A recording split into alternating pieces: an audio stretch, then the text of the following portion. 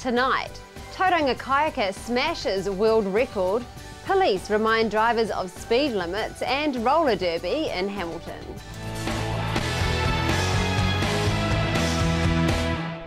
Kia ora and good evening. Welcome to Central News on TV Central for Friday the 17th of April. I'm Amanda Harper.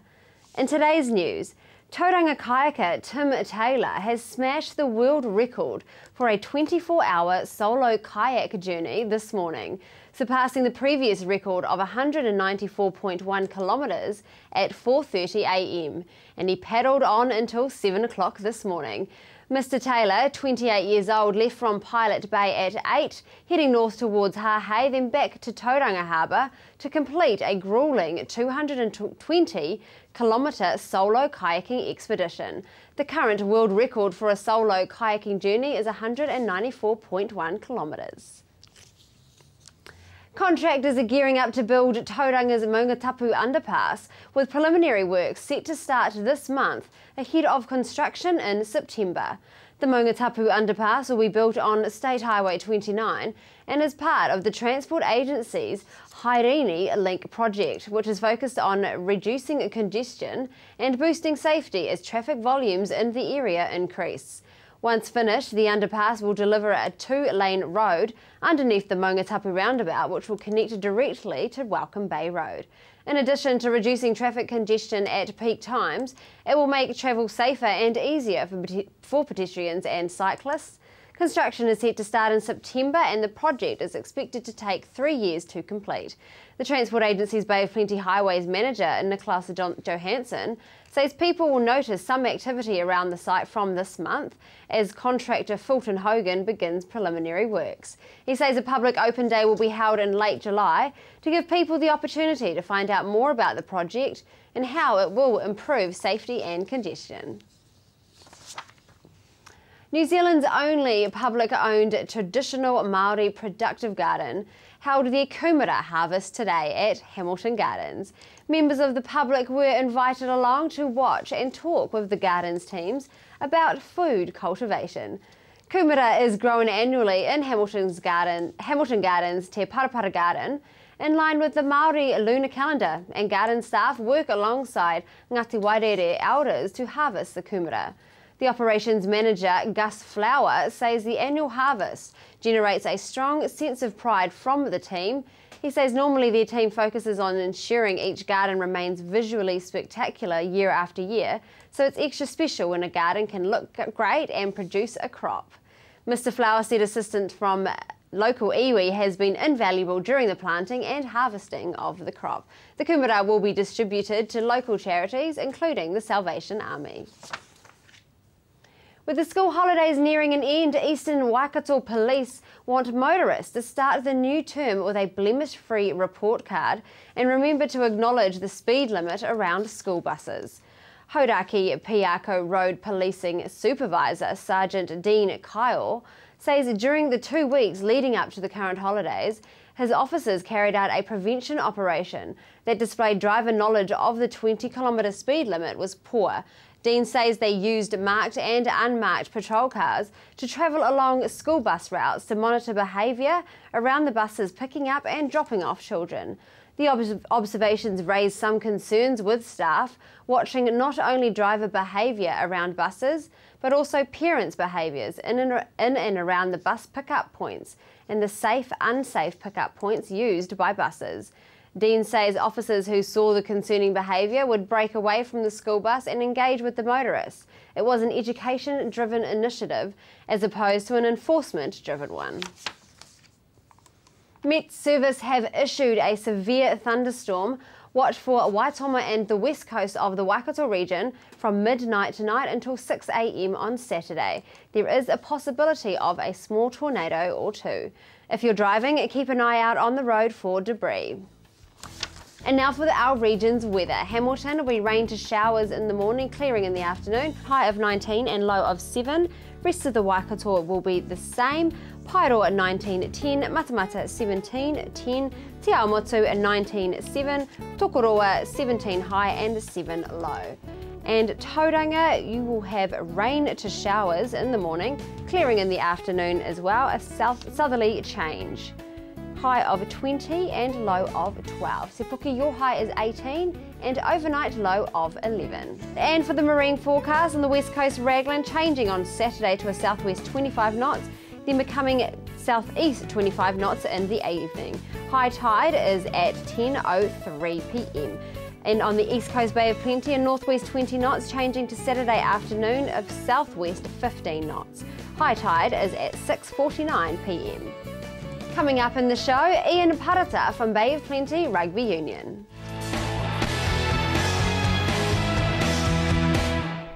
Welcome back to Central News. Bay of Plenty Rugby Union know that rugby isn't just for the boys. The girls do love it too. Ian Parata talks to me about women in rugby. It's absolutely on the rise. NZRFU, they're just putting a lot of resources into promoting rugby as a choice for the girls to get involved with. In the Bay we have 10 teams and just over 200 girls now involved in rugby. It's something that the Bay Union is certainly supporting. The Volcanics, which is the representative team for the Bay, have done really well.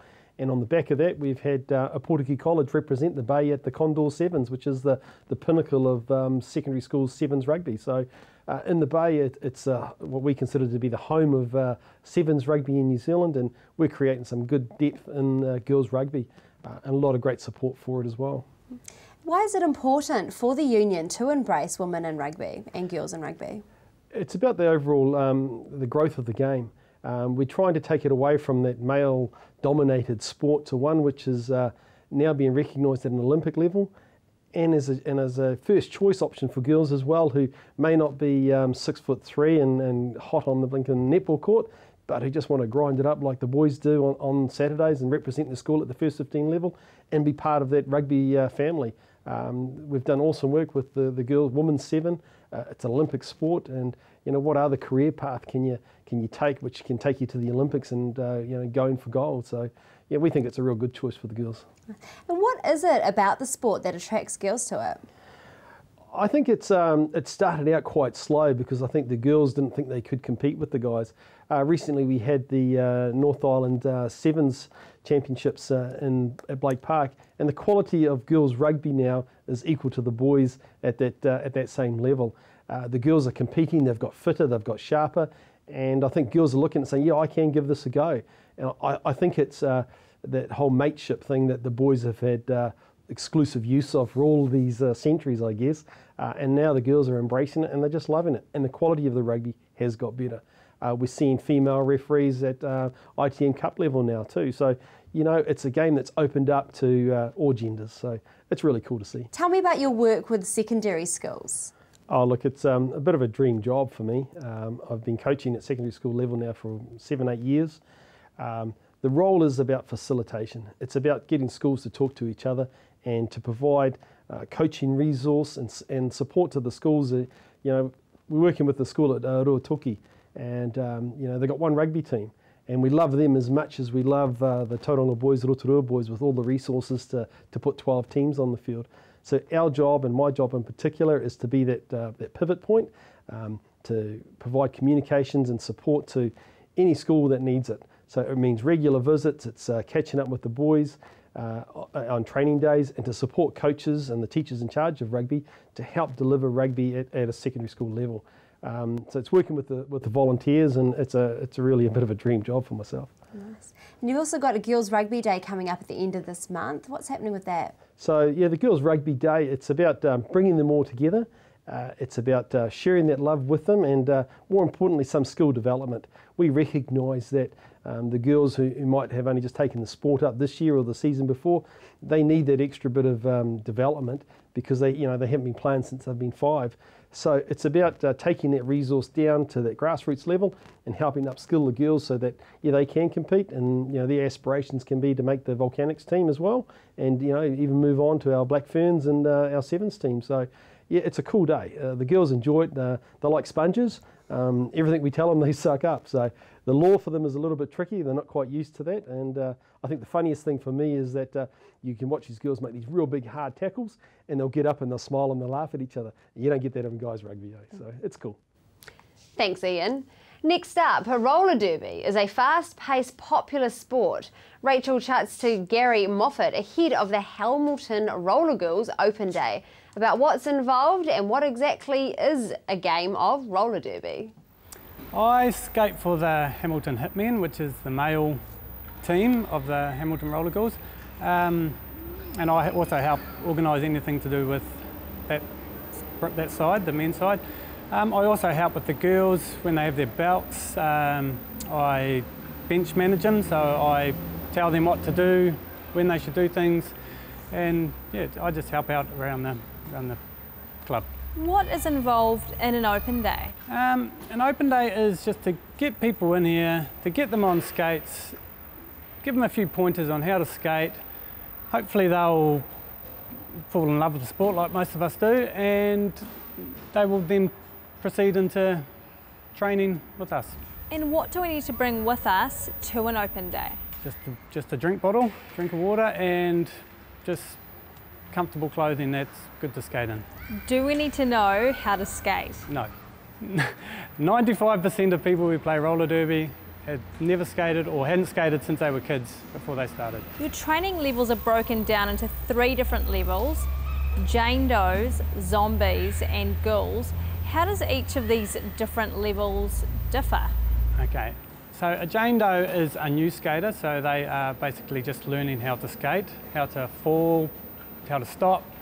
Once they've mastered that, they can go on to the Zombies, where they learn to knock into each other, a bit more skill work and how to play in a pack. And then once they've passed that, they're a Ghoul and they can play games. For people wanting to join, what exactly is the process? Come along to our open day, and they'll be given all the information that they need on training times, everything like that, and they can take that home, and if they want to join, then that's all they need to know. For training, how often is it and what type of training? We train twice a week for 2 hours each time. The trainings are broken down into those 3 categories: the Jane Does, the Zombies and the Ghouls. So speaking from the Ghouls level, they are training as a pack to play the games, the strategies that they need to play in a bout. For people out there that are really skilled at skating and want to become a referee, what does this involve? Referees are very important in roller derby, because without refs the game just would not function. So yeah, if they are skilled, they come along, they just got to learn the rules, and then they can help ref, and that'll be great. And when is your next open day? So our next one is the first weekend of July. So if you want to come and join, just bring, like I said, bring a drink bottle and some comfortable clothing, and we will teach you everything you need to know. And if we want to get some more information, where do we go? Go to our Facebook page, Hamilton Roller Girls, or our website, which is hrgnz.com, and everything you need to know will be on there. For more information on the Hamilton Roller Girls, head to their Facebook page. Up next, Waikato travel agent wins award. Welcome back to Central News. A Waikato travel agent with over 25 years' experience within the industry has taken out top honours in the National Award Ceremony, House of Travel Consultant of the Year. I spoke to the winner, Judy Harkness, about what this means to her. Well, it was very exciting and a great honour to take out the top spot for House of Travel this year. Thank you. And you've already won this award before. Is there anything different about this time around? This time I won a trip for 2 to Europe, business class. The previous year they did have a car, but they have decided to put more appropriate travel prizes for the top people this time. So it was thrilling to win that. Yeah, so a trip for 2 business class to Europe. Yes. When are you going to go on that? Well, I haven't had much time to think about it, but I was kind of thinking about maybe early December and maybe try and take in the Christmas markets along Europe there and Germany and Austria, do a little cruise or something like that. So something just a little bit different. And have you travelled around Europe before? Yes, I have, yeah. But it's always thrilling to go back again. It's one of those places you could never go too many times. Yeah, and especially with business class. Absolutely, that always makes that journey that much easier. More comfortable. Very good. And who will you be taking? Well, I've got quite a few new friends actually, so that will just depend. But possibly I may take my sister who, you know, would really like to go. So, yeah. But time will tell. Now, the CEO, Mark O'Donnell, says the passion for your job reflects the House of Travel ethos. How have you maintained that passion throughout the years of working for House of Travel? Well, I think we're very lucky in that we have, it's so easy to be passionate about our job because it is one of those jobs that I suppose everyone sees as a dream job. However, it does have its downtimes, of course. And I just have a passion for people as well. And I think if I'm sort of person, if I do something, I want to do it to its utmost. So that's probably part of it. But definitely a passion for travel is very easy to have. And how do you work out what holidays would suit an individual or a family? I think it's very important in our job to qualify the client. You must, you know, we've got the most beautiful beaches in the world, in my opinion. So if someone comes in and thinks they're going to Fiji for the best beach in the world, you need to put them on the right track.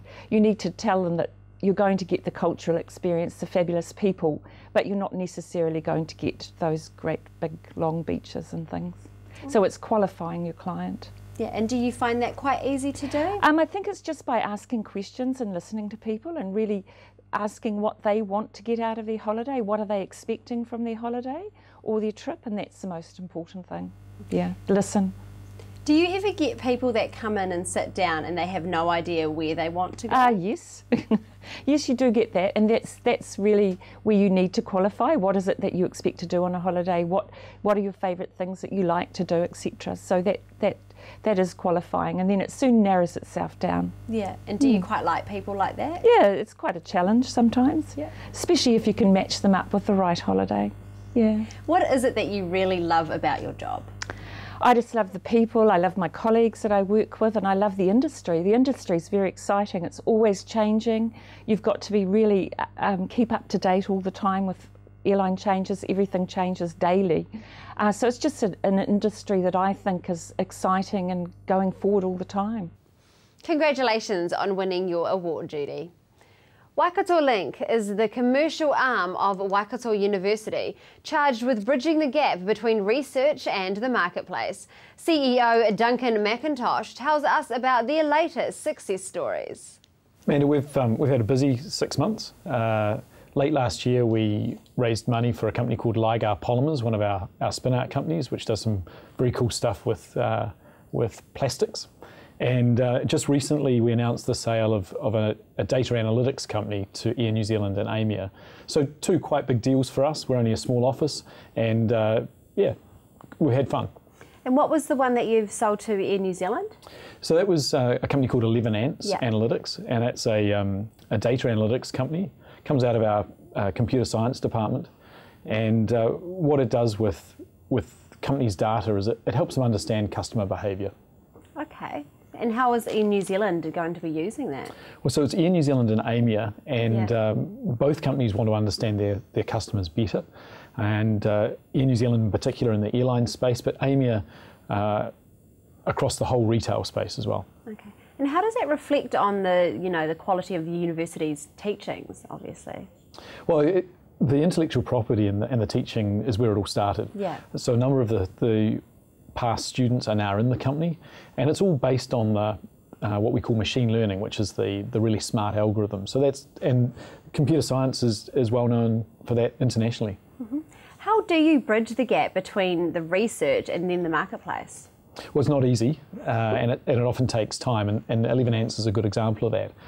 But the main thing is getting those conversations and those relationships going early, and that might be around a company engaging on the student.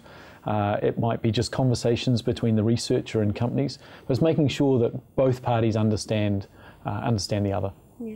And with your job, do you go out there to assess what kind of research, because I imagine there's a lot of research going on at the university, like right now. Do you find them or do they find you?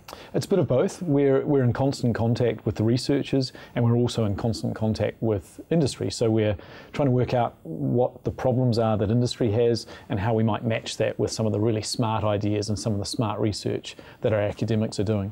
Oh, okay, so you almost identify potential trends in the marketplace and then look at what's coming out of the university and see if you can. Yeah, we do that, and we like to keep an eye on trends that are happening even globally. Yeah. But we probably then drop back to a specific company and try to understand their specific needs for innovation. And like, how do you know if an idea or research is going to be commercially viable? It's quite challenging because we're often working with things at a very, very early stage. So we have a process. The main thing is making sure that if we've identified an opportunity, that we validate it with the market. So again, it comes back to that, having the conversations with companies, making sure what we've got is something they really need. Is there sort of instincts in it as well? Do you trust your instinct?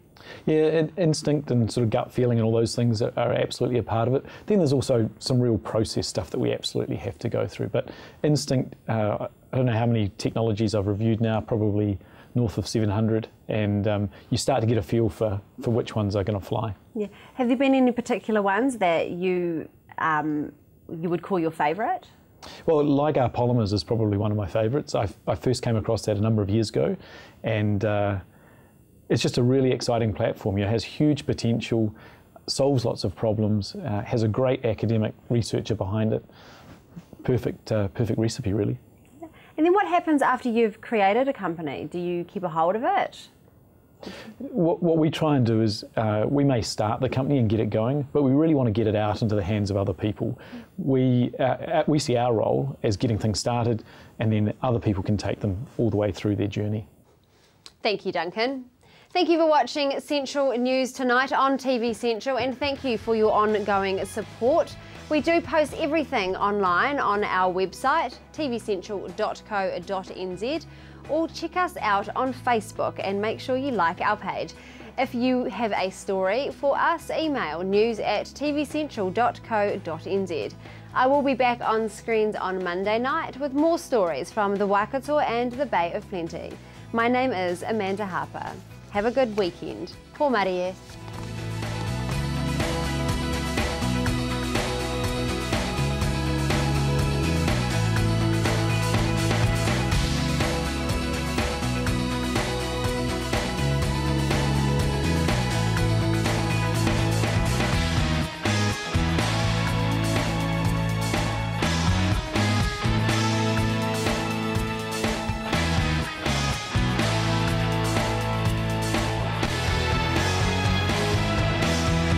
This has been an Alpha Media production, a division of Television Media Group.